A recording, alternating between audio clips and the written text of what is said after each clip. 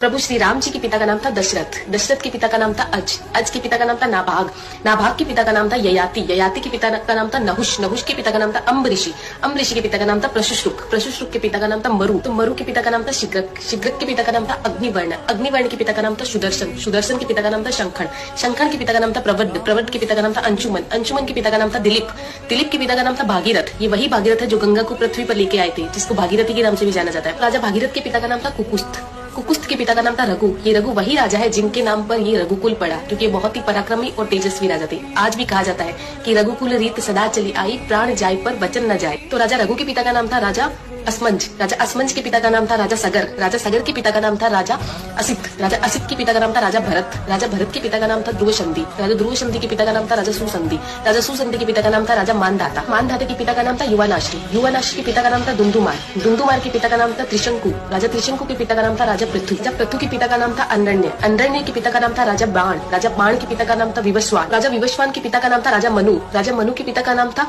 इक्ष्वाकु, इक्ष्वाकु के पिता का नाम था राजा कुक्षी, राजा कुक्षी के पिता का नाम था राजा विकुक्षी, राजा विकुक्षी के पिता का नाम था राजा कश्यप, राजा कश्यप के पिता का नाम था राजा मरीचि, राजा मरीचि के पिता का नाम था ब्रह्मा जी। तो इस हिसाब से हमारे प्रभु श्री राम जी ब्रह्मा जी की 39वीं पीढ़ी है, 39th। आने वाला इतिहास ये नहीं बोलना चाहिए कि सनातनियों को मुगलों का इतिहास तो पता था और खुद का इतिहास नहीं पता था। तो ज्यादा से ज्यादा इस वीडियो को शेयर कीजिए। जय श्री राम।